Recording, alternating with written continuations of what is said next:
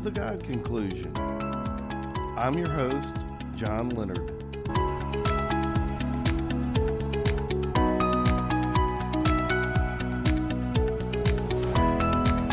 Welcome to the show. Once again, my guest is Tony Zoltai from Down Under, and we're going to be talking about his review of my book, The God Conclusion. Just some follow-up questions that I jotted down to ask Tony after our first conversation, which was a very interesting conversation from my perspective. And my first question for you is, in your review, this is more of a statement really, I guess, but in your review, you did mention that there were issues in the first 10 chapters that you took exception to. And all I'm going to ask you now, I'm not going to ask you to try to remember what you wrote then or what you were thinking at the time. Sure. But if you think of something that could constitute a stumbling block in your mind to accepting the theory that I'm presenting, then I'm hoping that you would raise that issue with me at that time. Okay.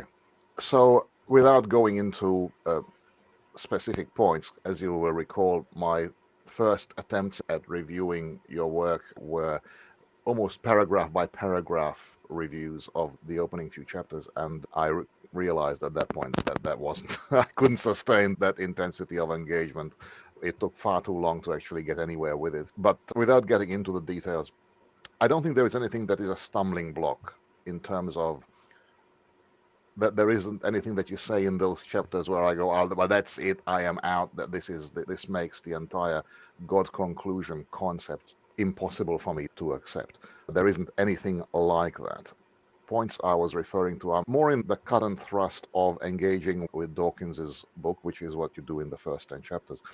I think there's a bit of creative tension there in that Dawkins, for all his erudition, has a knack for pushing people's buttons, and sometimes accidentally and sometimes very deliberately. That's probably the aspect of him that I like the least, that he will go to an approach that invariably will be perceived as combative and aggressive and in some ways belittling, or in other ways just simply insulting. And he willingly does that. I think that's a poor way of engaging with interlocutors in general. Now, your response to that, and you mentioned this explicitly in your book in a couple of places, you go, Dawkins has delivered a fairly punchy point here, and I'm just going to respond in kind, because that's fair, isn't it? And certainly it is fair. What I think gets lost there sometimes is you react to inflammatory bit of language by Dawkins either by punching back or by not reducing that inflammatory language to its logical core, to what the actual point being made is, or at least what you can reduce it to, and then countering that. So I think that sometimes makes your reader like me, who's probably part of the target audience that you're aiming for, go, yeah, okay, you've punched back. Have you actually refuted the point being made? Not clearly. There's a strength and a weakness. The strength part of it is your style is always very personable. John's personality shines through the writing, which is great, and that's one of the real strengths, that this is a personal book as much as it is a scholarly book in terms of having done research and presenting a lot of evidence. So that's the sort of thing that I'm talking about, that sometimes your instinct to punch back at Dawkins detracts from a person reading it who might, intellectually at least, be aligned with Dawkins, from going, oh, okay, John has a really good point here. Sometimes it's, oh yeah, John's punching back here. That's a fair criticism, I think. Dawkins does, as you rightly pointed out, he does tend to push my buttons. And I became a writer because of Richard Dawkins. Yeah. I don't know if you remember the story or if I even told it in this book, but I've told it before. I was a computer programmer by day, and I was helping a friend of mine to create a business plan for his new nutritional supplement company. And I Right. was online, not online, but I was in Excel spreadsheet and I was crunching numbers Yep. for a chart of accounts and that kind of stuff. And just what I tend to do when I'm doing what I consider stupid work, where you don't really have to think real hard about what you're doing. You're just plugging in a number and seeing what happens when you Yeah. Right. hit return. I tend to put on the television in the background as white noise. Okay. And so I just have it on whatever channel and it's just playing in the background as I'm working to keep my mind sane because I'm doing such stupid work at the moment. And as I'm working, Richard Dawkins is on the Colbert Report, Oh, yeah. and he's promoting the God delusion, and Yep. he says that cars and computers and cell phones are all intelligently designed, but the Sure. human body is not. And just as a computer programmer, I go, wait a minute, the computer models to some degree, it tries to model and mimic the human mind. So Yep. what you're saying Yeah. is the product of intelligent design, which is unmistakable, is based on a product of undirected, blind, random processes, and basically a lot of luck to produce the human body. But I didn't know anything about biology or physics or chemistry other than what I'd studied back in college. So that started like this 12-year odyssey of reading voraciously every book I could consume on all of those subjects because my interest was not in trying to understand biological evolution or abiogenesis. It was basically an equation, the mystery of life. Yep. And the mystery of life has these components: the Big Bang, a fine-tuned Big Bang, abiogenesis, cosmic inflation. They are all part of a natural selection. All of them must work in some fashion for the mystery of life to be solved by undirected processes. Then you have to go and look at what the experts have said. You go to Martin Rees and Roger Penrose. You go to Alan Guth. You go to the sources that know the science better than anybody, the physics of the Big Bang and cosmic inflation, and you look at what they said, and you say, okay, that's your best estimate. And so then you come up with a number 1 in 10 to the 300th power. And earlier today, I was working on an article just to write for my blog. And I'll bring it up real quick if I can. Just indulge me just 1 minute. It's about probabilities. And I read this article about a neuropsychologist or some guy like that. And he filled out an NCAA tournament bracket. Okay. I've lost the audio, John. I can't hear you, John. Yeah. Periodically, StreamYard likes to mute my microphone. I've okay. And it muted me, and I didn't realize it. But I'm glad you kept talking and said you couldn't hear me. Because, in fact, I'm not going to try to bring up the article just so I can tell you the name of it. I'll just complete the story of what it was about. It was about this guy who was the first person in known history to have predicted accurately the first 48 games of the 64-game tournament. Wow. He was 48-0, and it was so impressive that the NCAA and all these television, he was, as they say, going viral because this was just an unprecedented accomplishment. Now, he didn't go all the way through to the end of the tournament. His bracket fell apart after that. But even to get the 48-0, Yeah, yeah, the statistical improbability of that was in the billions to one ratio. And I believe it said that if you did all 64 games without knowing anything about basketball, so that every prediction was basically a coin flip, the odds against success were 1 in 9.2 quintillion to 1.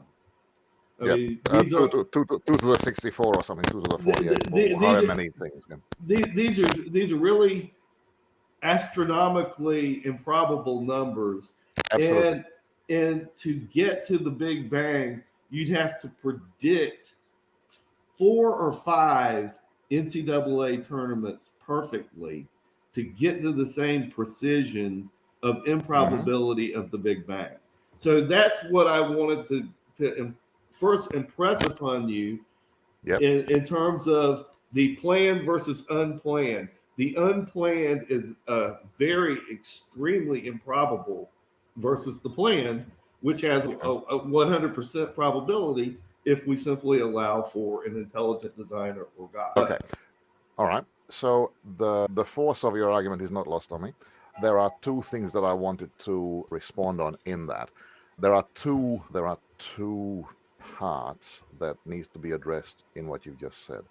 And let me just make sure that I've got the two clear in my head before I start talking, because otherwise I'll just ramble. So one of them is the model behind it, and the other one is agency. Cool.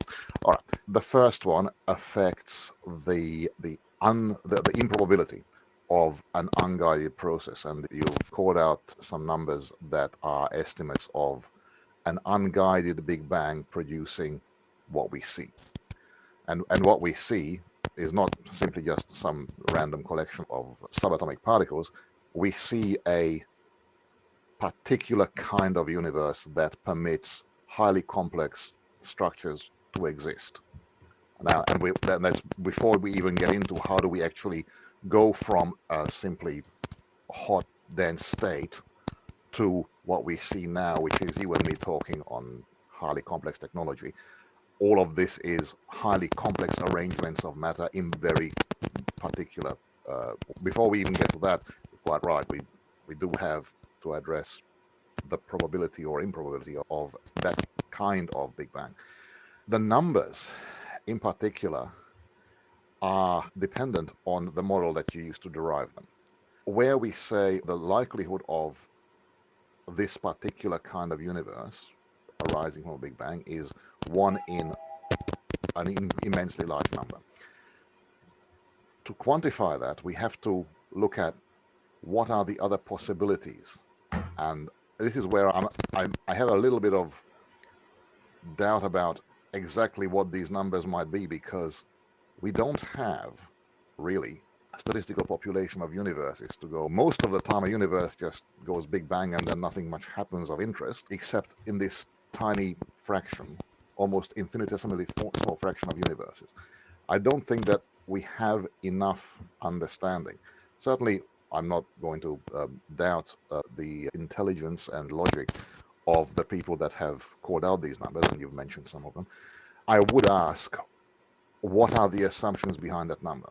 That's about the probabilities, and I'm actually not necessarily discounting that altogether. It could very well be a very improbable thing. I'm not sure whether we can really quantify just how improbable. The second part is, you said that's very improbable. It's implausibly improbable. But on the other hand, if it were a designed universe, then the likelihood is 100%. It'll work because it's designed to work. The part of that I wanted to comment on was there's more than design that is needed before we can go. We have explained the Big Bang, or we have explained inflation, or we have explained abiogenesis, or the evolution of biodiversity, or the coming to be of biodiversity. There is design. If we want to have a design explanation, then yes, design is part of that. But the other one is, what is the process? So, for example, If I find a watch, Paley's watchmaker, or Paley's watch argument, yeah, that looks designed. That is evidence of a designer. But the part of that Paley didn't really articulate was he's inferring a designer and a craftsman who manufacture it, and he knows what sort in general terms, what sort of processes might go into manufacturing the watch, because he knows enough about people working with metal and people working with very fine arrangements of cogs and whatnot, springs. He can imagine that a big question to him. Of course, a watchmaker can make a watch because he knows about watchmakers. He used physical processes to produce the watch.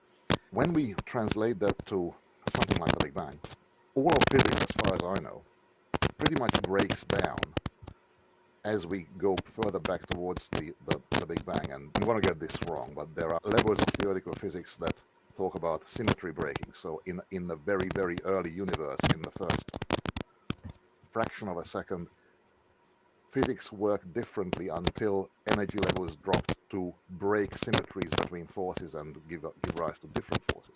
This is how, for example, electricity, magnetism, and the weak nuclear force originally were supposed to be one force until symmetry broke and they became the weak nuclear force and electromagnetism.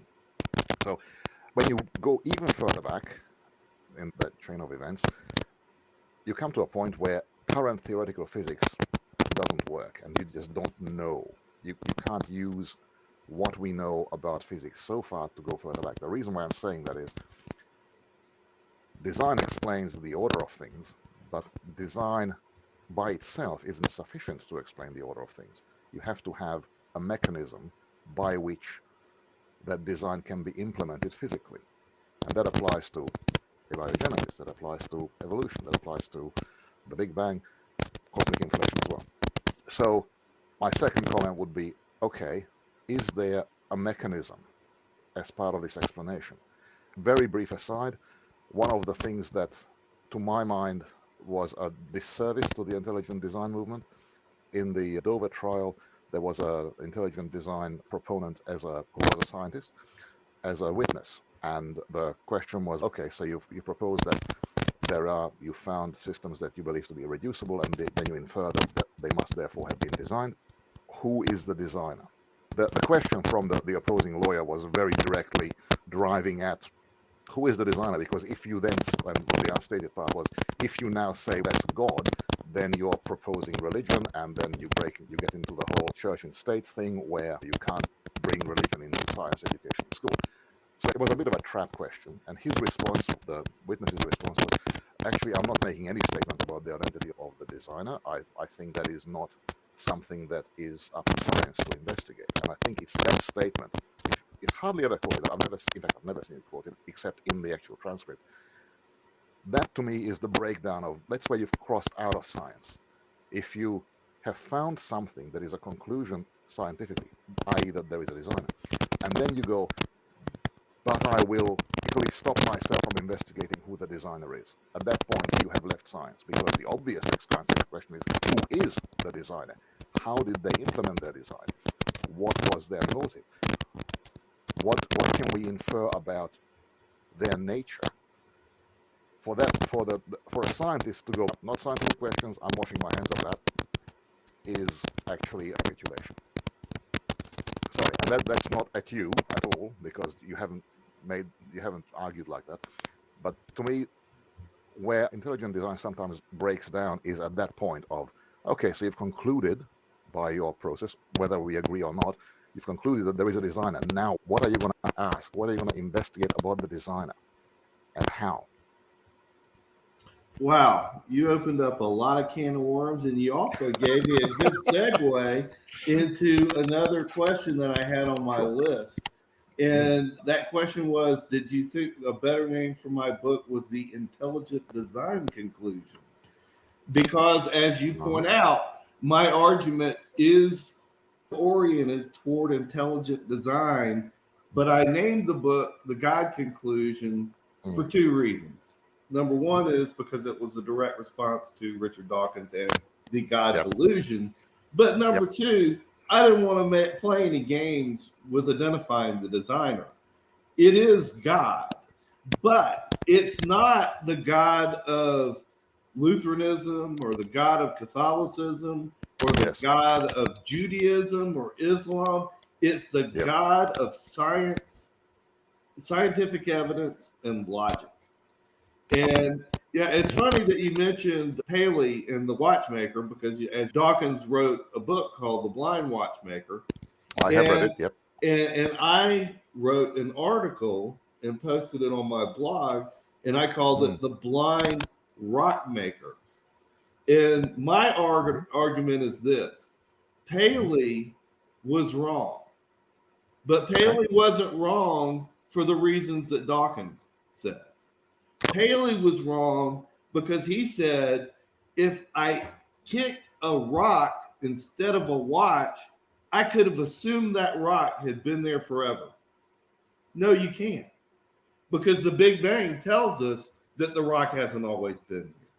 Well, Cosmic inflation. yeah. You cannot make that assumption if we know that the universe was not eternal in this Yes. configuration. Now, you can go to the time of T minus one or whatever you call before the moment of the Big Bang, which is infamously known as T equals zero.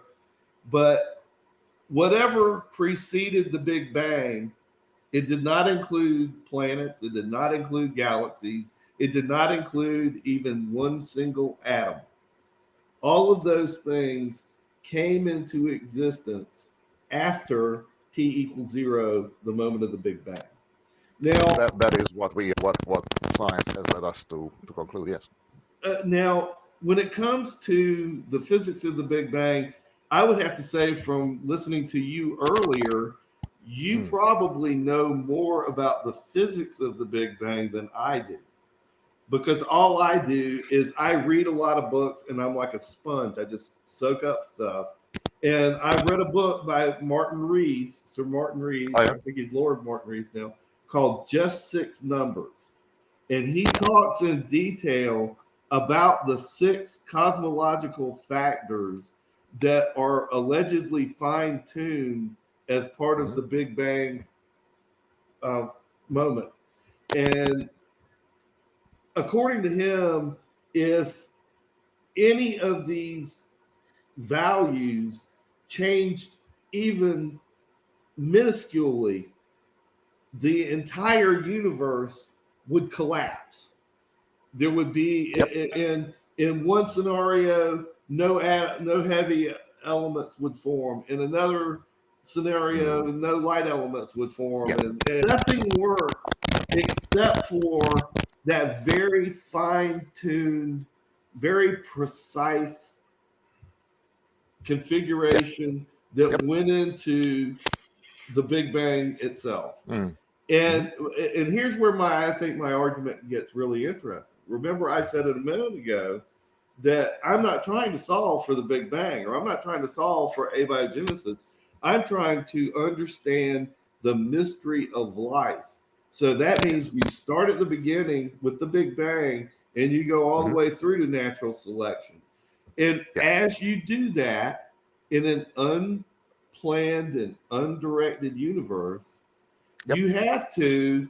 Now, I'm not going to go and do all the calculations myself. I trust Roger Mm. Penrose and the people Sure. that know Yep. math, Stephen Hawking. When they give a number, I say that's good enough for me. I don't go and Yep. try to verify Yeah. it myself. Uh, But my argument is that when they say that it's 1 in 10 to the 300th power, and mm-hmm. it's 1 in a million million, or Yeah. 1 in 10 and 10 to the 124th power, Mm. or with a it's not the value or the calculation for a living cell, but a No. single protein is allegedly 1 in 10 to the 40,000th power, which is Mm-hmm. really a numbing number when 1 in 10 to the 300th power is really basically, it's never going to happen in 15 billion years or however many that we've had since the Big Bang allegedly happened. Yeah. But it's my contention that in an unplanned and undirected universe, Yeah. that you have to multiply all of those improbabilities together to come Hmm. up with a value that's equal to the mystery of life itself. And Yep. that, to me, when you do that, it's not even worth arguing about Yeah. whether atheism is viable, in my opinion, because you can't ever get to Mm. where we are to be able to Hmm. have this conversation Hmm. without what I would call divine intervention. We're more than halfway through with my list of questions. I've got Sure. three left. Did you have anything that you wanted to Yeah, add? just in response to what you said, look, I think your reasoning is sound in that if you have a chain of events leading up to a thing that you want to explain, and there's a probability here and a probability here and a probability here, with the it makes sense to multiply the probabilities together. There is an additional assumption that those probabilities are independent of each other, but that's a mathematical subtlety that doesn't need to come into the basic idea of, yes, probabilities do stack, improbabilities do stack as well. So I think your intellectual response of there's a really unlikely thing here and there's a really unlikely thing there and there's an amazingly unlikely thing over here, and for them all to be true, if I accept that there is design behind all of this, then that actually gives me an explanation for multiple things, each of which are crying out for an explanation. So I think that is actually a rational process that I've got. I wanted to just make sure that I'm not mistaken. I've at no point want to give the impression that I regard your conclusion to be irrational. No, But it I'm is. very pleased. You understand it perfectly, and you're in agreement with me. So I'm extremely pleased. So the next question I had on my list was, in our previous conversation, I was trying to describe the difference between objective and relative or subjective morality. Yeah. And in a world where there is where objective morality exists, then even somebody who does something that nobody else ever knows about has done something wrong and just gotten away with it in this lifetime. So my question to you was, if there is nothing other than subjective morality and objective morality does not exist, then how can we not say that Stalin won the game of life? Because he murdered 20 million people in the Ukraine, and he died Yes. not peacefully, but he died of natural causes in his own bed, which Yep. is what more than a lot of people can ask for. So, what is your Yep. response to that point? Okay. Morality, I think, is a two-sided challenge. And I think it is a challenge. I think each of us, to an extent, feels challenged to do the right thing. And this applies even to people like Jeffrey Dahmer. And the reason why I say that is in your book, you quote Dahmer as going, I believe what I was doing was okay because there's no God. So why would it not be okay? But even that, as horrendously misguided as that is, shows that he was aware of the concept of right and wrong, and he didn't think he was doing anything wrong, but he was acknowledging that he could have been doing wrong things. He just wasn't doing those things that he considered wrong. So there's a universal instinct for morality, I think. The question is that if that instinct isn't objectively the same across everybody, then Dahmer and Stalin and whoever else you want to bring up, people who have perpetrated horrendous and contemptible evil, are actually okay because they didn't think they were doing anything wrong. And this is where the other side of this is why it's a two-part challenge of morality. The second part is the first part is, am I doing something that is right or am I doing something that is wrong? The second part is, should I allow you, or not you personally, but another person, to do something that I believe is wrong?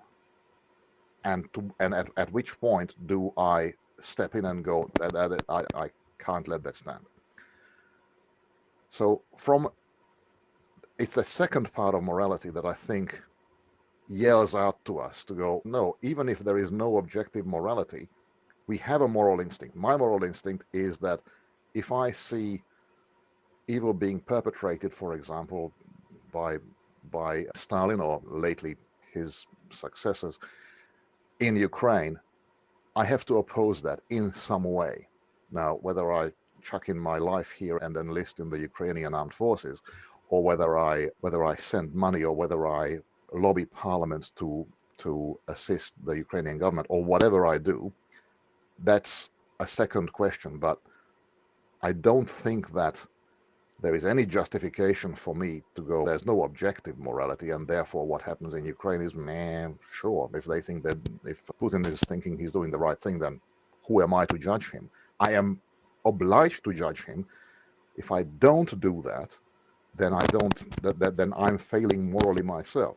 There was a conversation I had with one of my ex-bosses who was also a bit of a friend, and happened to be at his place one night, and the news was on, and there was a murder that had been committed.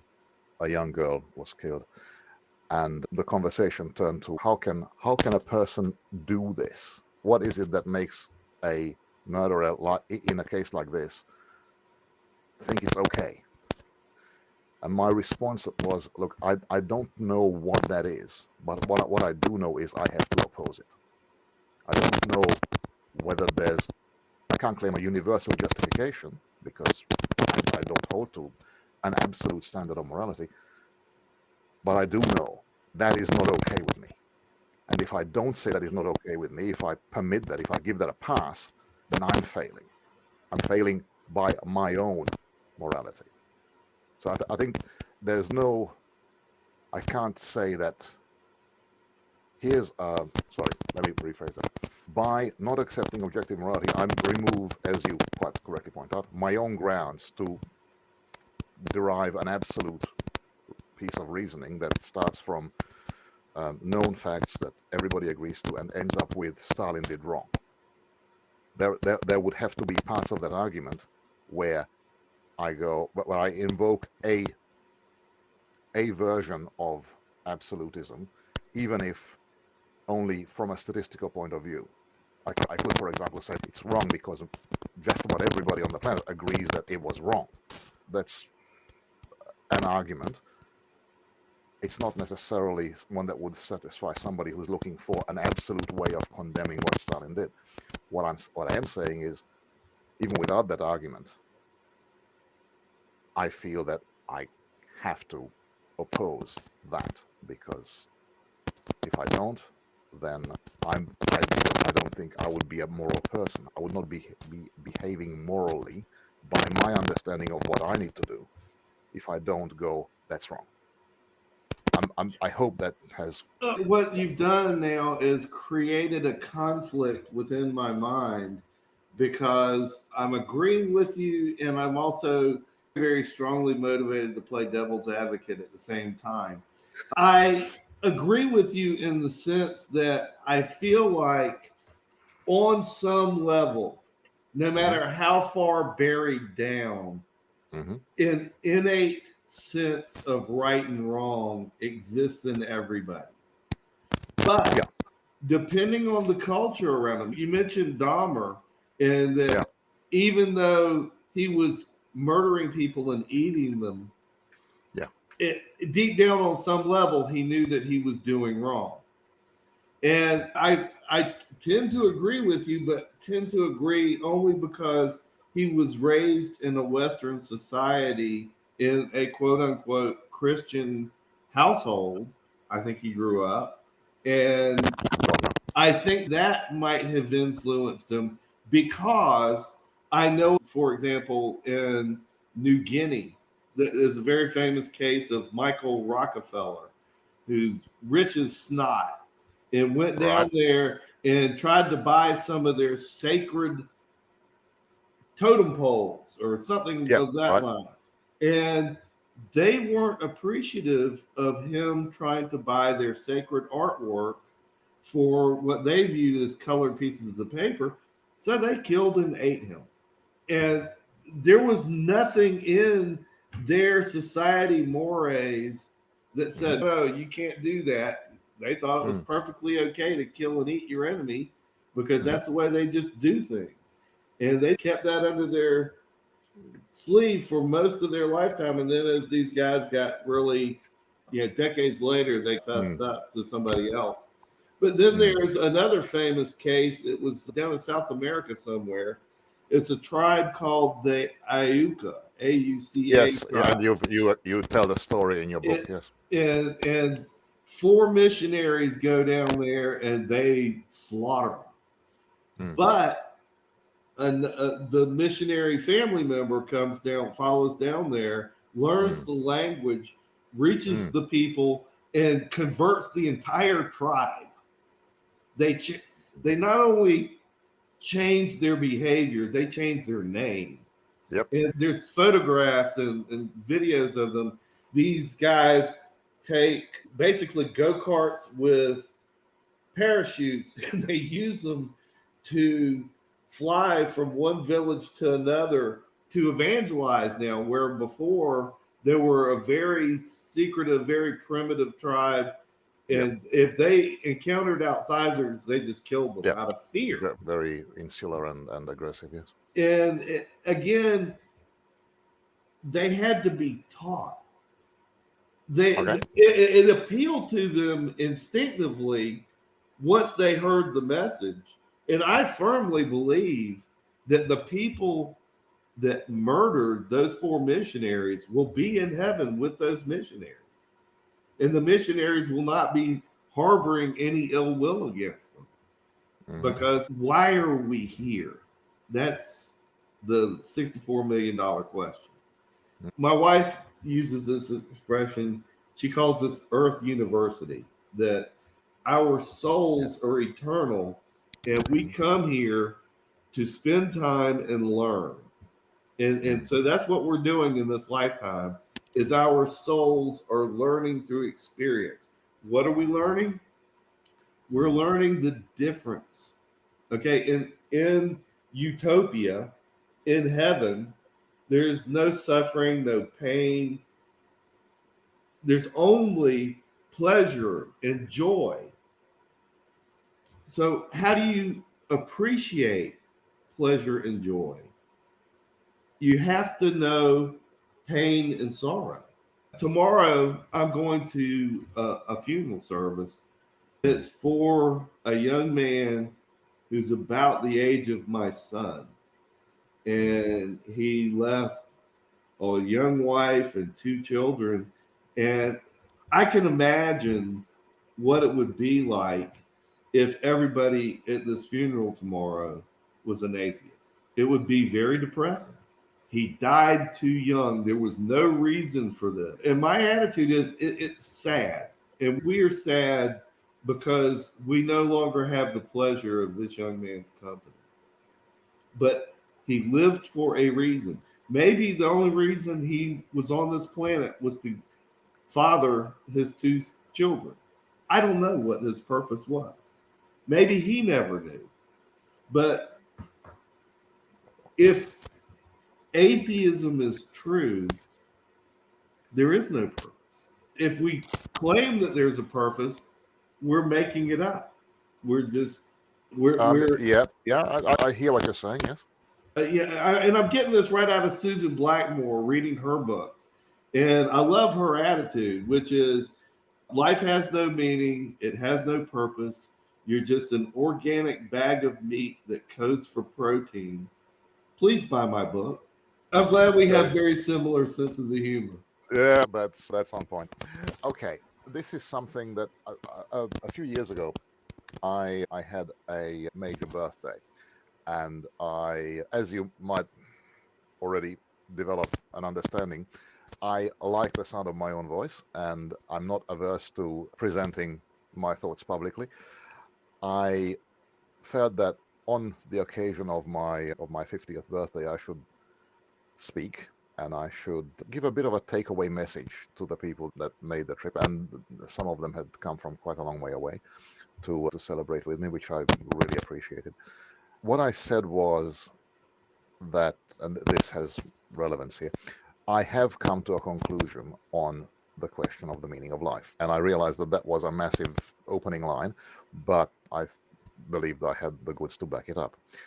And I told a story about, in a very abbreviated form, of searching for truth and reading and talking to people and exploring and practicing religion and meditation and prayer and all those things.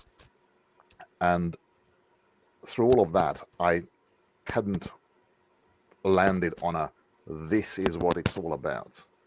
There was a lot of framework in all sorts of different systems of thought, but the what is it all about, that never really, none of the answers to that question really sunk in for me. You don't And like what Douglas Adams said? Go. What did he say? Well, Douglas Adams said that the meaning of life, the universe, and everything was 42. Yes, I was familiar with that. That oddly also I found a little unsatisfying, as much as I appreciate. You remember what he said about that too? If you don't like the answer, you should have thought harder about the question. Yes, and then it's a bit of a plot device in his books, because a lot of the plot of some of the later books then revolves not around what is the answer, but what was the question to which this is the answer. What exactly is the great question of life, the universe, and everything? They came up with that too. How many roads must a man walk down? 42. That's so beautiful, because that quotes Bob Dylan, which is the reason I wasn't able to be in this conversation with you last week. That's right. Hope you enjoyed the Dylan concert. I came to a conclusion about halfway through it, which is, but the same conclusion I come to this in every concert. That's, I'm too old for concerts. It's been a few years since I attended a concert myself, and yeah, I have to admit that there's a point where you go, okay, yeah, it's good, but I'm getting a little tired. Yeah. Anyway, so to come back to my little speech, my conclusion about the meaning of life was that the thing that got me to go, yes, this is it, this is the meaning, this is what it's about, this is where fulfillment happens, was doing things that make life better for other people, and as well as other sentient beings, animals, even plants possibly. Making a difference. To me, the meaning of life, the reason why, for example, applying it to your late friend, who my condolences, by the way, it sounds like there's a definite loss and there. I would say that the meaning is not that they lived and died. The meaning that they made a difference. The meaning that they made a difference. There are things that are the way they are because they lived, and there are things that would be worse had they not been around to do something about that thing. They made a difference. They contributed. They will be remembered because they contributed to people's lives and made the world in some way a better place. And I don't know exactly what their life involved, but it does sound like they will be missed because they have made a difference. I agree. All right, we're down to my last two questions. I had a chapter in the book on what I called supernatural scientific evidence. Yes. And my question was, do you think that I should have put the emphasis on the word supernatural or on scientific? Because supernatural people tend to discount just because of the word. And scientific, I thought added a measure of gravitas, some seriousness to it, because I was trying to emphasize that I'm not just telling campfire stories. I'm not just making up things. I'm talking about things, for example, the near-death experience of Pam Reynolds. That's a very famous NDE, and it was very I had read about it before. It is very well documented. And from what I understand, there is no rational explanation for what she was able to report having seen and having heard when basically all the blood was drained out of her head. Her ears were plugged with sound making nodules, and her eyes were taped shut. Yep. So I looked at that, and I looked at the research of Dr. Michael Sabom, who I met recently. I met him in person, and I invited him to appear on a podcast, and he might do it in the future. But he was a little non-committal, but he was very nice when I spoke with him at this. I hope that happens. That would be great. That would be good. Yeah. Now, I want to speak to him in particular about this doctor named Gerald Worley, and he's familiar with Dr. Worley's hypothesis on the Pam Reynolds account, and he shared some insight into that. At one point, Worley was suggesting that Pam Reynolds was actually hearing by interpreting vibrations in the table that she was laying on during the surgery. And I thought that was grasping at straws, but that's just my opinion. I wanted to speak to him more in detail about it. But I just was curious, do you think it detracts from that chapter to call it supernatural scientific evidence, or should I have tried to call it something else? Look, no, I don't think it detracts, because I think your point with that entire chapter is that here's all this stuff that is quite detailed and documented. People can look up the details of the documentation of the records themselves, and from that point of view, that is evidence. Absolutely evidence. The question is, what is it evidence of? And your point there, the whole point you're trying to make is that if we accept the evidence at face value, as this is the evidence to hand, and there being no obvious way to discount it, we have to proceed on the assumption that at least most of it is accurate. And there doesn't seem to be a rational explanation. That the record seems to be of events that we are not able to explain with mechanisms that we understand. And I actually think you're quite right. The hypothesis of maybe Pam Reynolds was able to hear by her brain processing vibrations that were passed through her skin, etc.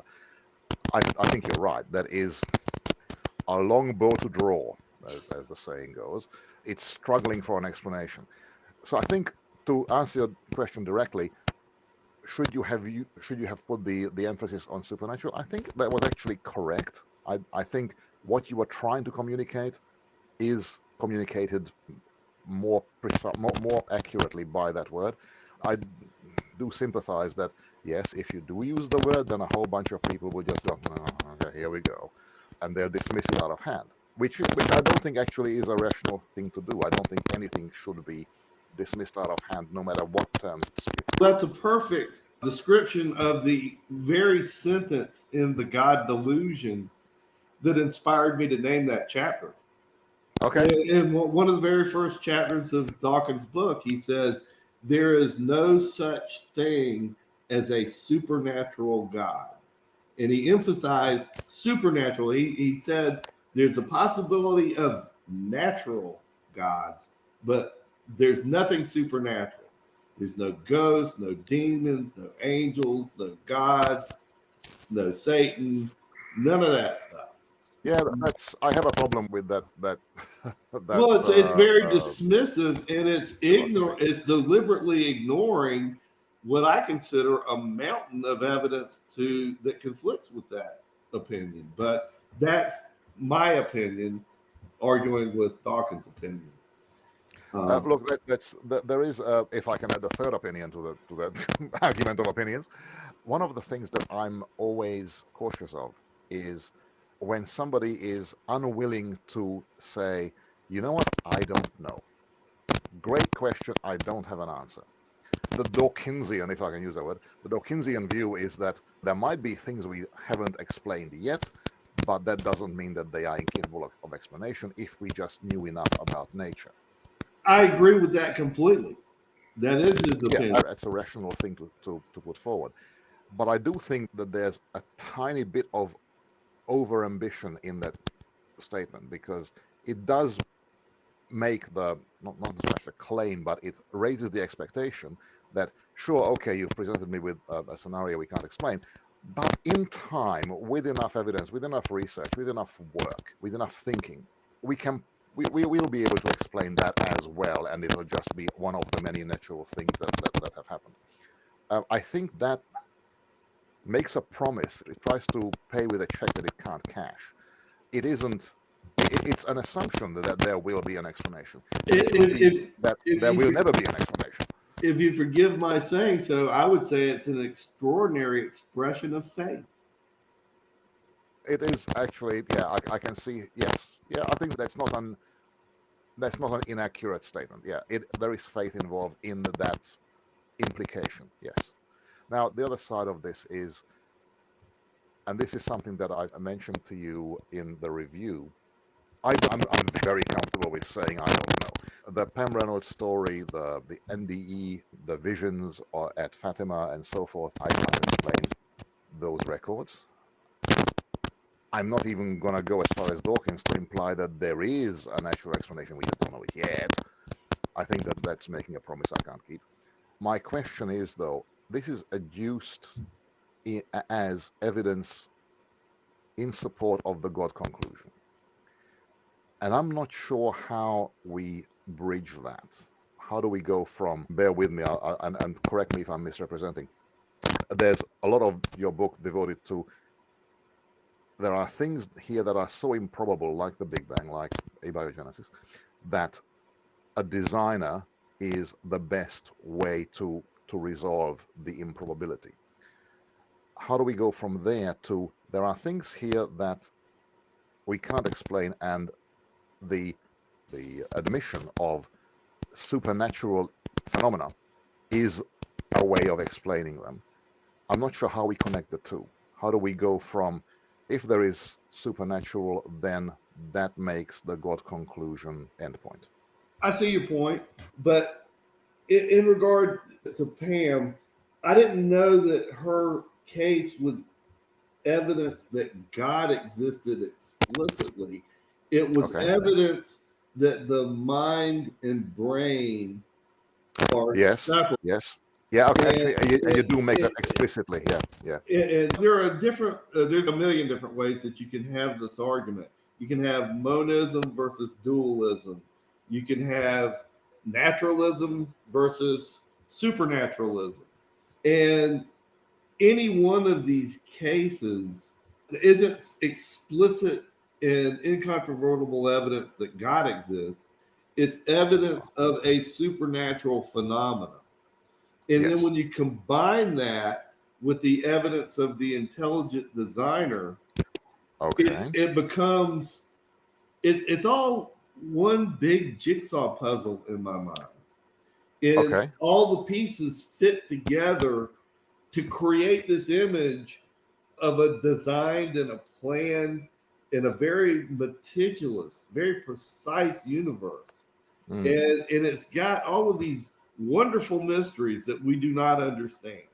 When I get into discussions with atheists, I'll often say that the number one problem that they are able to thrust on me that I have difficulty with is the problem of pain and suffering, the problem of evil. Why does God permit evil in this world? And I alluded to the answer that I am now satisfied with.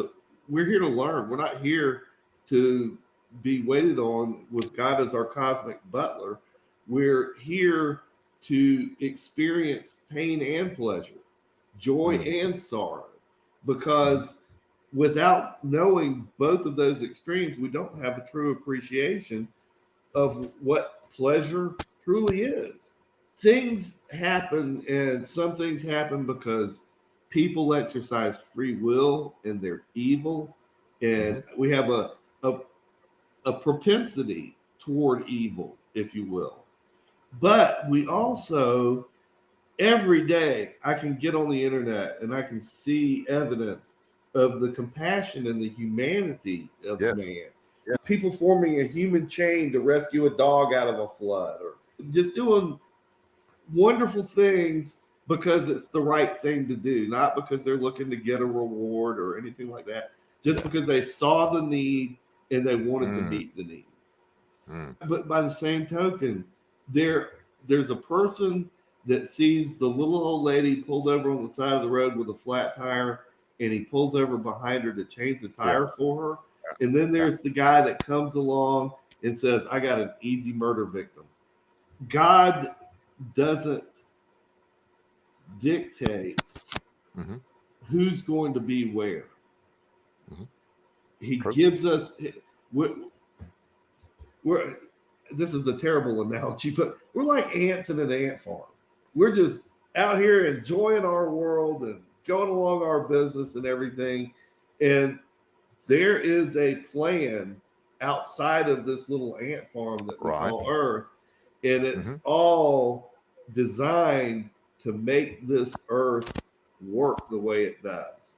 When they talk about fine tuning, you get into the fine tuning of the universe, and that's a great thing. This solar system is fine tuned. It is perfectly tuned for life. We're in what they call the Goldilocks zone. Because it's just right for life. Yes, and there's a lot of things that have to mesh in before life can be stably surviving. And to think all of that is by accident, to me, defies logic and reason once you understand the true probabilities or improbabilities that are involved in this solving of the mystery of life. But now we're down to my very last question for this session. And in your review, you wrote, we can't have it both ways. Can I just before we get into that, and I do know the question you're about to articulate, one thing that you've alluded to, the problem of evil, and that's certainly a philosophically knotty one. There is something that I wanted to just say about that. Actually, two things. You invoked free will, and I agree that free will and the exercise of free will does cause suffering. And this is why I think problem of evil is a poor choice for what is being proposed, because a more hardcore part of the problem is suffering that occurs without a straight line to an act of free will. I remember a few years ago I posed this to another theist friend who then proceeded to, the example I brought up was, how do you explain the suffering? How do you justify in a morally run universe, run by and governed by the just and ultimately good and benevolent God, how do you reconcile the suffering of people who are dying in a mudslide because there's flooding and torrential rain and possibly an earthquake as well, and they simply died not because somebody did something to cause that mudslide, but because bad things happen to good people? And his response was, how do you tie that back to free will? And his response, and at this point I must admit I got a little annoyed, his response was, those people have chosen to live somewhere else. And I felt that was a very poor answer. And I'm not putting this on you at all. No, I'm laughing though, because I'm prepared to tell you a joke I heard. Okay.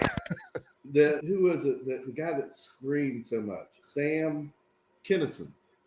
You remember him?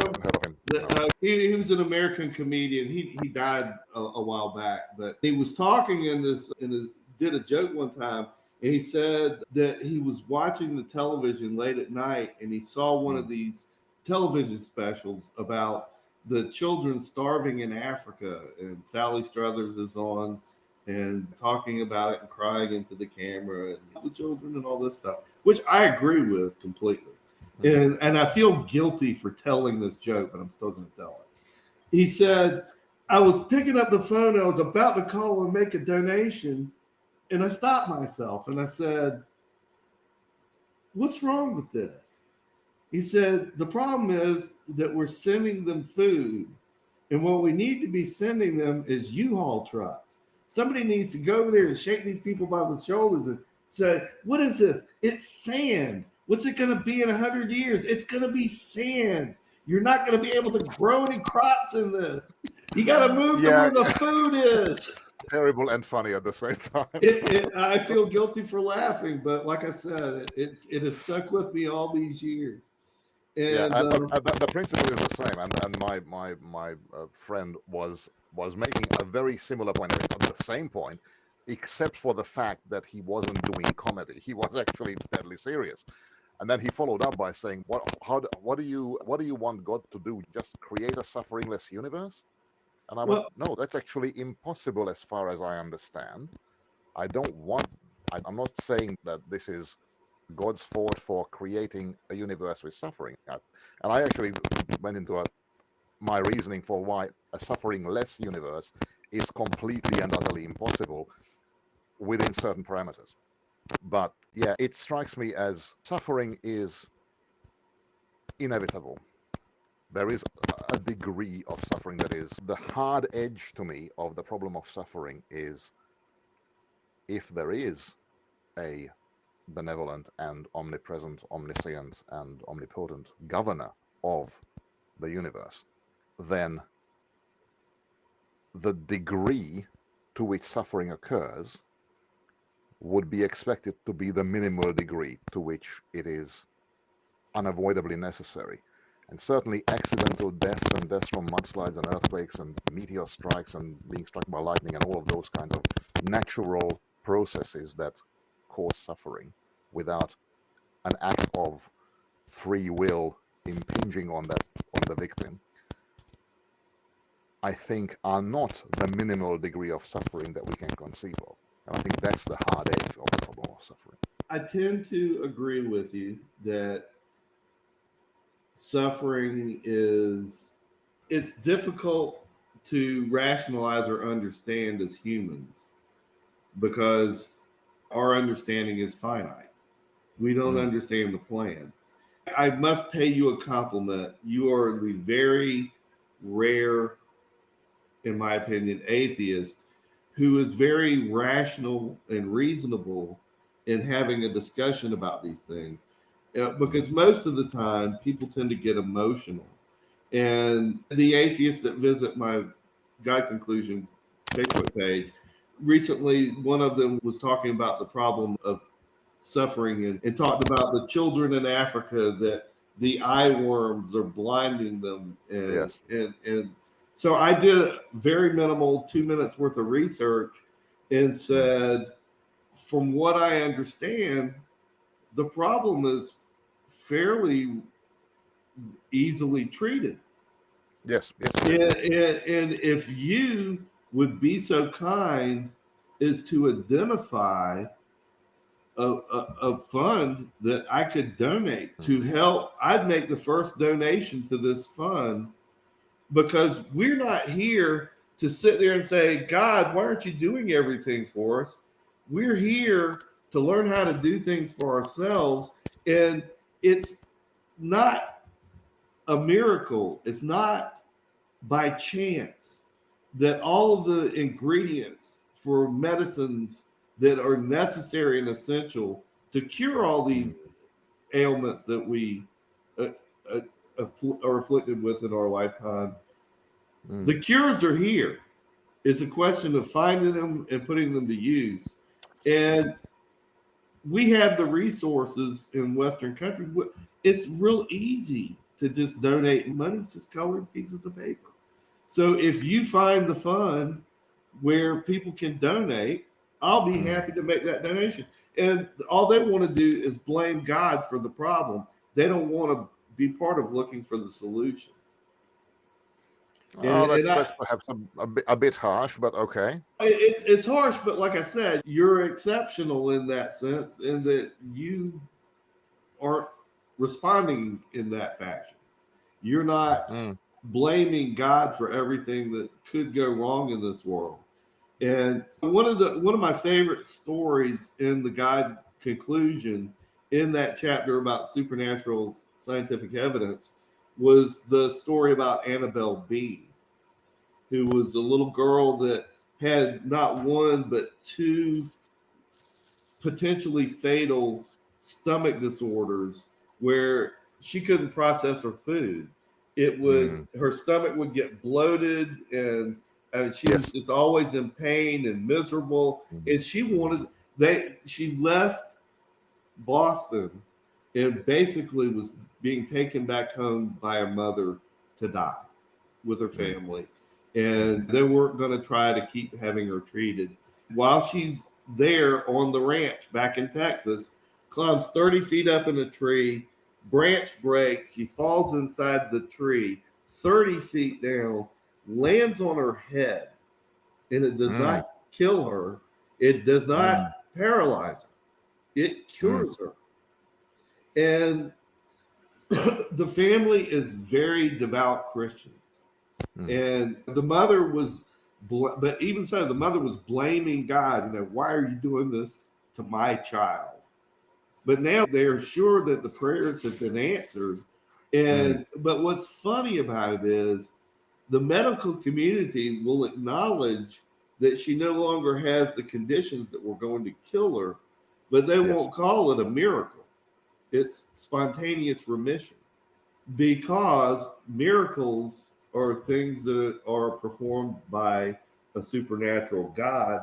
In medicine, as in science, there is no room for God in this picture. And which is a shame, because science originally started as the pursuit of understanding how God performed creation.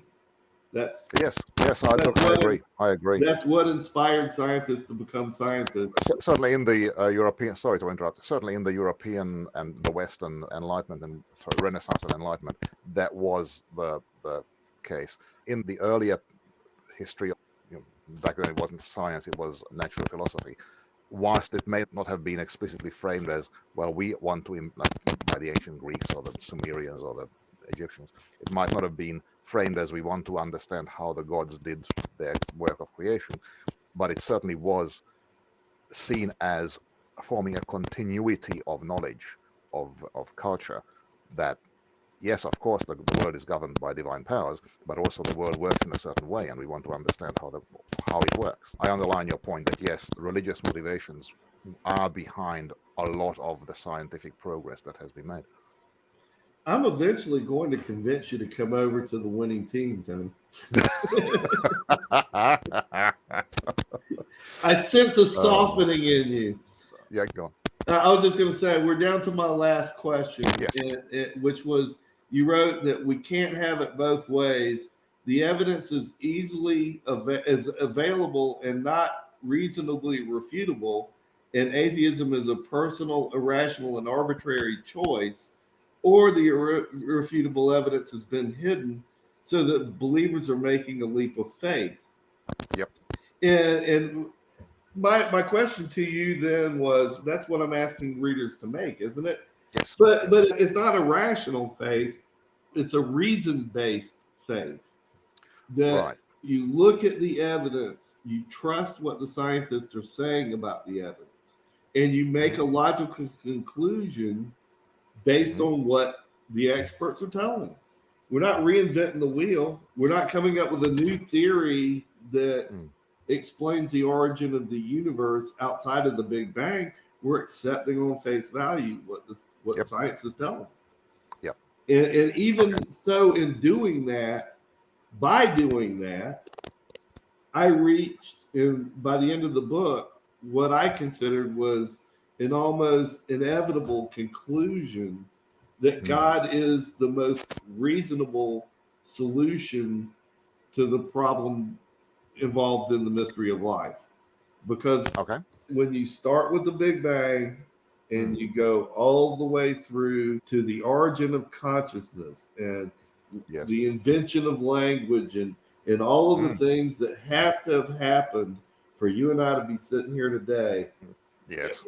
If one of my favorite books of all time was called Mathematical Challenges to the Neo-Darwinian Theory of Evolution. And it was basically, it was a collection of essays that were based on the Wistar Symposium that took place back in the early 1960s, where all of the world's most renowned evolutionary biologists like George Wald and Ernst Mayr and all of those guys got together with the electrical engineers and the philosophers, the computer science guys, and they went back and forth on is Darwin's theory, is it really plausible to explain the complexity of life as we know it? Yep.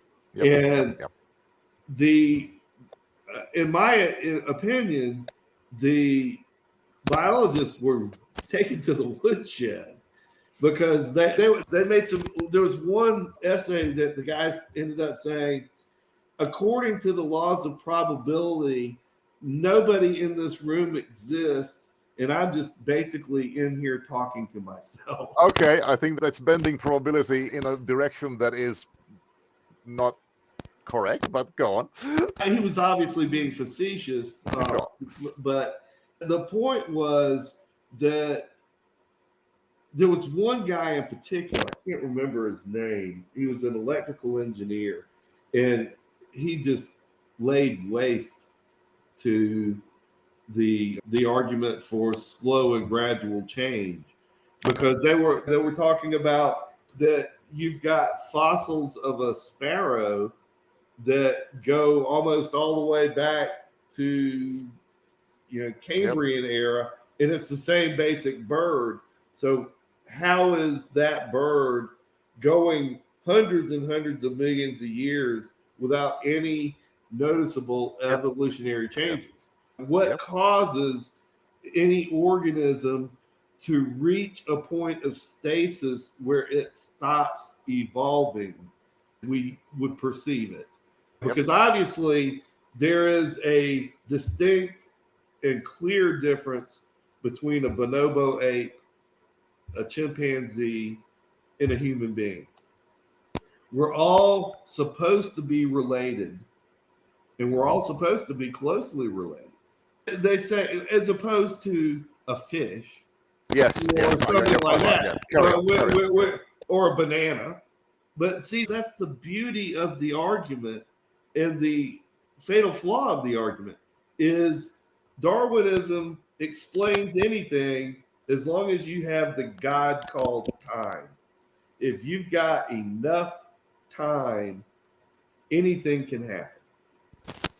Humans and grapes and seahorses can all share a common ancestor through descent with modification, which is basically sexual reproduction.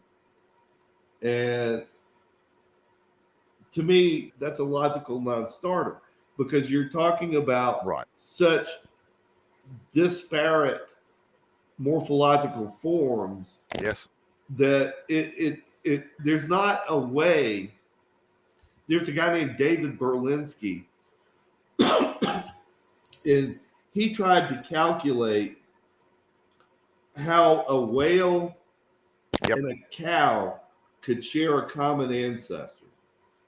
And I think he said that he stopped when he came up with, when he reached the point of 200,000 evolutionary modifications that would have been required. Breathing systems and the whole reproductive systems, everything that has to change. So it really, if you boil the argument down to its most elementary level, the God of Darwin is time.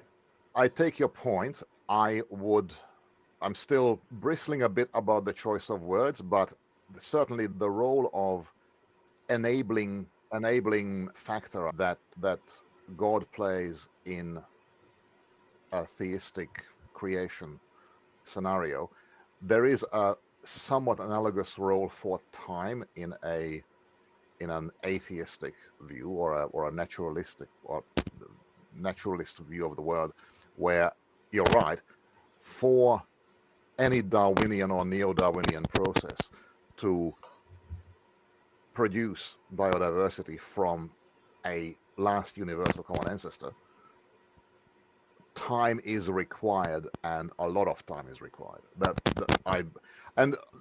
are, whether I'm not familiar with that particular book of Mathematical Challenges to Neo-Darwinism. I am familiar with one challenge that I've read and in any way equipped to refute it. And that was specifically whale evolution. That the current view is that whale evolution from a land-dwelling ancestor, and by whale evolution we mean cetaceans, so whales, narwhals, dolphins, the whole bunch of Sure. would take place over around the 15 million year sort of time frame, and the adaptations and the genetic changes that are required are significant. And there was one particular researcher who did some work on, okay, let's say 50 million years, and let's say we have to go from a land-dwelling mammal to a fully aquatic whale. What would is that enough time? Is 15 million years, as much as it's inconceivably long on a human in a human framework, would that be enough time? And they concluded that it's pretty tight to actually have that many adaptations happening in the sequence that they are inferred from the fossil record. That's pretty quick and possibly implausibly quick. If you look at the problem in the bigger picture, once again, you find out that we never had enough time. If we allow that the Earth is roughly 4 billion years old, according to Francis Crick, who was one of the co-discoverers of DNA, he did the calculations on how long it would have taken DNA to, in theory, form on its own. And what he figured out was there wasn't enough time on Earth, I don't think even to today, but life was first identified in the fossil record only about 400 million years after the Earth formed. The very first extremophiles are showing up in the fossil record. So that's not near enough time for DNA to have formed on Earth. So he came up with the theory of panspermia. Yeah, panspermia. And then he called it directed panspermia because aliens, extraterrestrials, sent it here on purpose to seed life. And, to me, I call that the kick the can strategy down the road. Oh, absolutely. Yeah, you're just pushing the problem off of Earth. You're moving it farther away. You're buying time. So once again, we come down to the problem of we've never had enough time.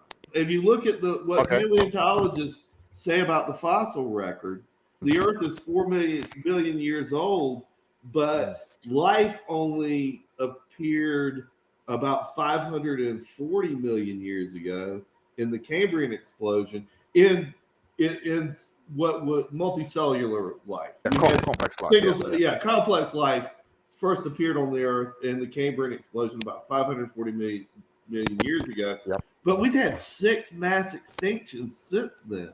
Yep. The most recent mass extinction was only 65 million years ago.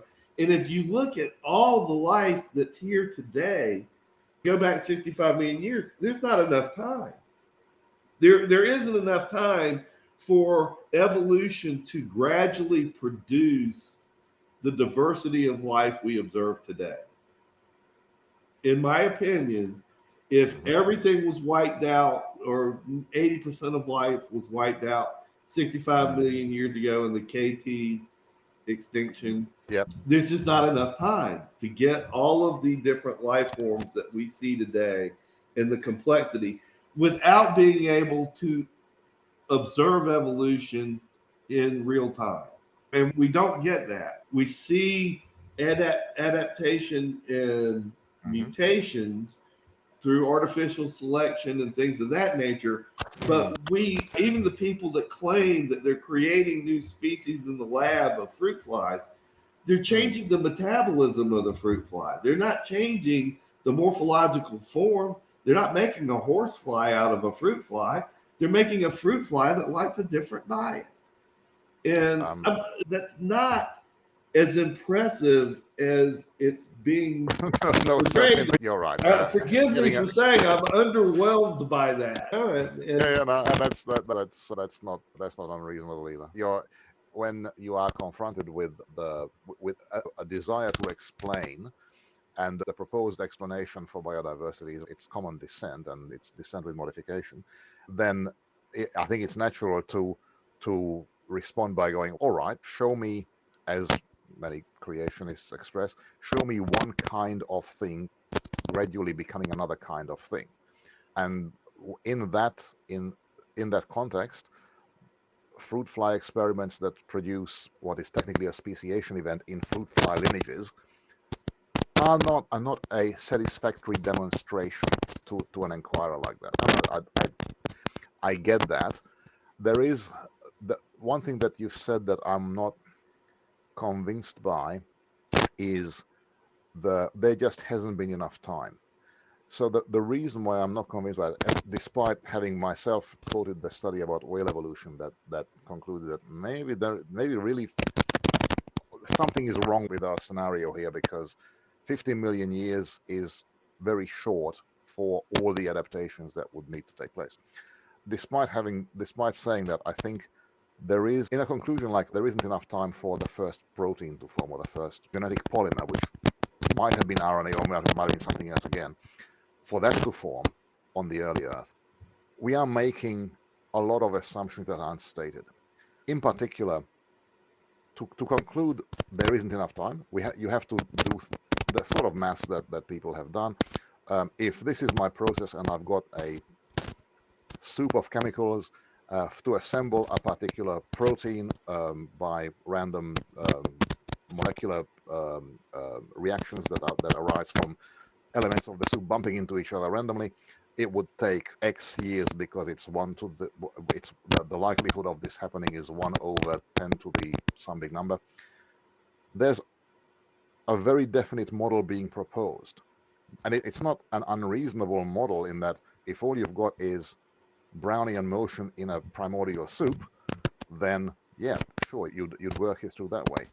The research around abiogenesis is looking for whether there might be other models, and there is a lot of knowledge in this area.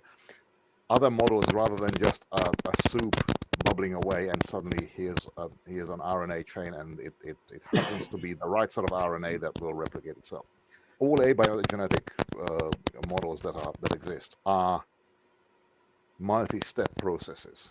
So in the same way as you've explained, before you can have life, you must have the right sort of organic chemistry. Before you can have that, you have to have the right elements present. Before you can have that, you have to have the formation of planets. Before you can have that, you have to have galaxies and nebula processes, gas clouds collapsing under gravity, all of that stuff.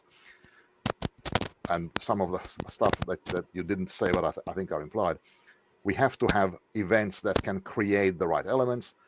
We now, as of the last, 100 years or so, we have constructed physically rigorous models that explain how elements can form from in a situation where they were not present before. So we know, for example, that gold, like the gold on my finger, the only natural process that we know of that can explain the formation of that is a supernova explosion. According to that, every single atom in this ring was once part of a star that collapsed and then spewed its contents out into the universe, and some of that formed new stars and bodies. So there's a long chain of events that is necessary for even for everything be ready for life to possibly start. And then there's a long chain of events inferred in the research that would have to have happened in the right sort of sequence before you can actually have an abiogenetic event. And some of the stages are things like RNA world, and there are other stages that have been explored as potential suspects in that chain. None of that has produced viable path from the formation of the planet to the formation of life. We don't have anything like that. We don't have a stepwise. We think that there would have been a stepwise development, but we don't know a full chain of steps that can possibly do it. So I think that's something that perhaps needs to be proclaimed more loudly by the scientific community. I think it's very easy to read. I think it's very easy for people to describe their research and imply, possibly inadvertently, that they know more about the process than we actually do.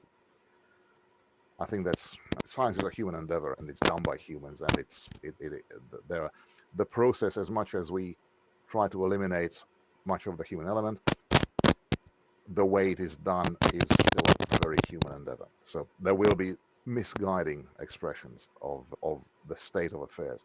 I'm rambling on a bit, so I want to come back to your question.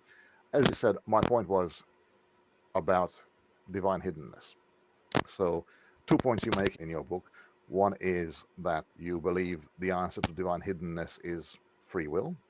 And I think that's a shorthand way of saying a potential answer to why does God not reveal himself in very obvious and very straightforward and undeniable ways, is that the intention of God is for people to subscribe to or to develop a relationship with God by exercise of free will, by deciding that this is something that they want to believe in and engage in a relationship with.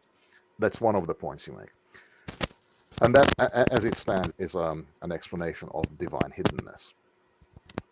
The other point you make is, given all of this evidence that you've marshaled in your book, the only rational conclusion is the God conclusion, that there is a God, and that is how you explain the Big Bang, cosmic inflation, biodiversity, as well as a whole bunch of other things that are not perhaps as general problems in science, things like near-death experiences, things like morality.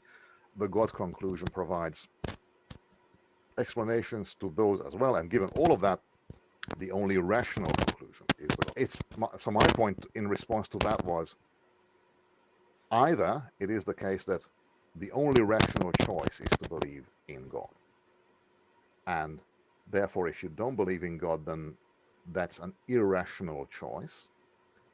You make that by an exercise of personal free will. You simply decide that you're not going to accept the rational conclusion. You can have that proposition be true.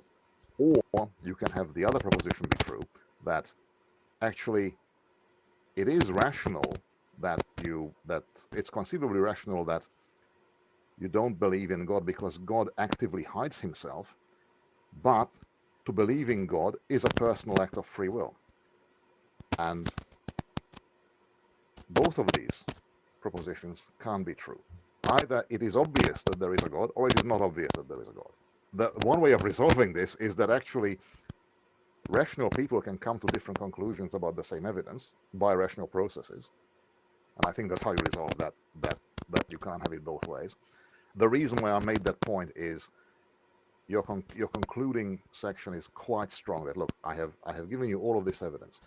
I have marshaled the supernatural phenomena that cannot be explained by rational means or materialistic means.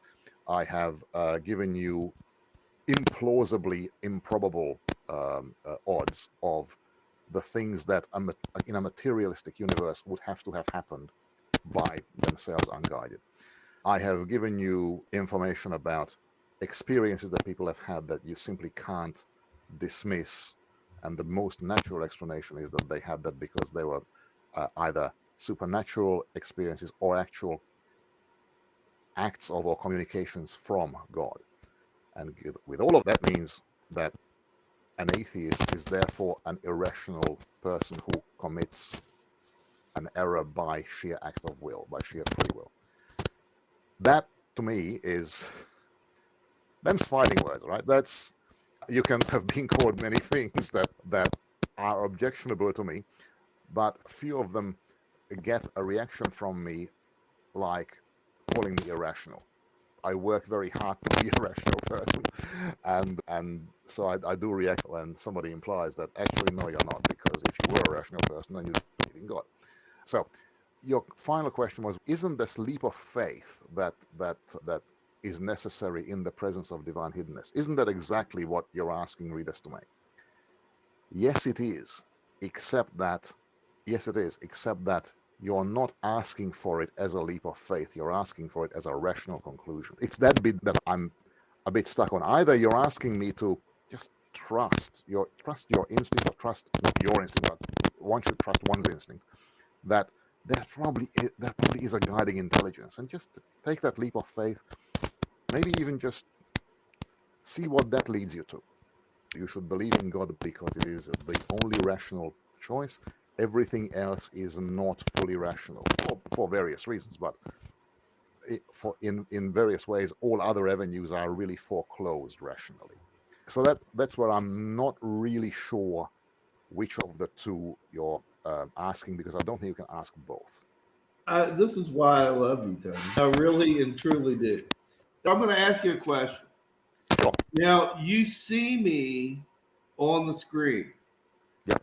and you believe I'm a real person. Yes. And if you were in the same room with me, you could physically reach out and touch me. That is an expression of faith. Yes, absolutely. Yeah. Because I could be AI, and you could be an AI. I could be a brain in a vat, and all of this is just fed. and we also identified earlier, and the point I was really trying to make isn't that it requires faith to believe what I believe. Okay. The point is the atheist requires just as much, if not more, faith to believe in atheism. Because you have to assume that all of these questions that I'm answering have answers that will be readily available to humans in the future. Where my contention is these questions cannot ever be answered.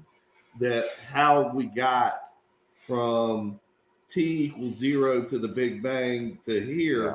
that's a lot of miles to cover.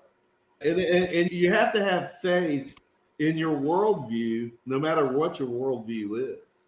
And Actually, I very strongly agree with that. I think you are right. and all I'm saying is that I'm asking people to not embrace the wildly implausible. Look at the problems and say, what's the most reasonable solution to this?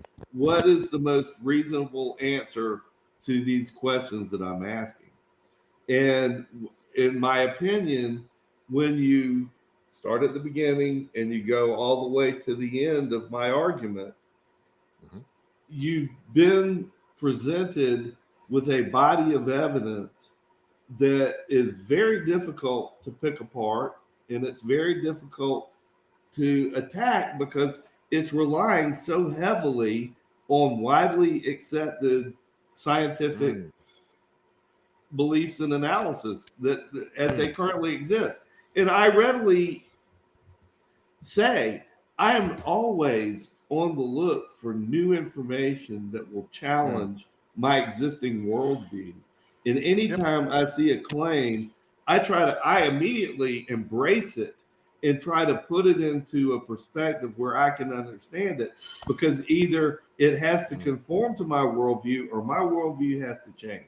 And so to me, the God conclusion is I'm 99.999, that you can go on out a while, percent sure that God exists, but there's that point zero, the however many zeros, 1% chance that I'm completely wrong about everything.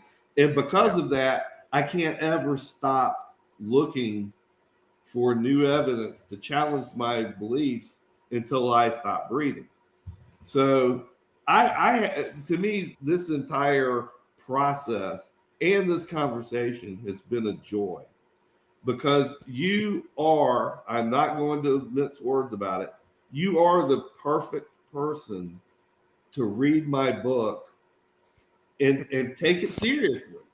And you don't agree with me, or you haven't to this point. I'm still working on it. But I could consider this is like the Borg or the Vogons. I don't remember which it was, but resistance is futile. Eventually, I'm going to break you down. Oh, fantastic! You managed to get a Star Trek quote in there. That's good. So me, it's a friendly conversation, and it's a meeting of minds, and it's an exchange of ideas. And you push back some. I'm a little surprised that you seem to have agreed with way more of my theories than I had hoped for prior to you reading the book. But I was very pleased, and I thank you again for the review and the kind words and your time in this conversation. You are very welcome, and I think there is a lot of similarity between us. As you did, I find this kind of conversation just a sheer pleasure. It's such a relief to me to be able to engage with someone I don't agree with, and who doesn't agree with me, and who is certainly no intellectual pushover, without any venom or anger or resentment or accusation or moral judgment or any of those things that immediately turn an exchange of views into a fight. Because if there's one thing that I lament in society at the moment, is that we are seriously losing both the ability, but much more importantly, the motivation to persuade people, to actually persuade and be willing to be persuaded, to meet somebody halfway, not to yield to them, not to submit to them, but to engage in the process where you go, all right, maybe we'll have this conversation and maybe we'll walk away disagreeing. But how good is it that we walk away understanding the other person's point of view that much more finely and that much more humanely? The fact that I can talk to you like this and you walk away going, all right, so Tony is not in agreement with me, but now I've got a better understanding of why he says the things he does, and I can understand how I, in his place, might actually be reasoning in similar ways, even if I would come to different conclusions. That is immensely valuable to you. That connection of, we're actually quite similar. We can see where the other person's coming from. I think that's the best explanation. To be able to see where the other person is coming from without agreeing with them necessarily. I think that is immensely valuable, and it's something that society as a whole is falling short of at the moment. Amen. I probably shouldn't have chosen that word to end our conversation, but it's fine. It's fine. I'm fascinated by religious tradition, and certainly the amount of colloquial expression that is based on Christianity and Judaism that is in the culture is an absolute asset to Western culture. The fact that you can go amen, and me not being religious go, yeah, I understand what you mean, and I might, in fact, I use that myself. I'll very readily say amen to something that I'm in agreement with. I think that's good. I think that's just a good connecting tissue. The only thing missing from this conversation was beer. Yeah, amen. On that note, my friend, I'll say good night or good morning to you. And once again, I thoroughly enjoyed our conversation, and I look forward to speaking with you again in the future. Absolutely. Thank you, John. Thanks a lot. Thank you. Thank you for listening to The God Conclusion. If you like this episode, please consider subscribing to this channel. Join us again next week as we continue to seek truth. Quid est veritas.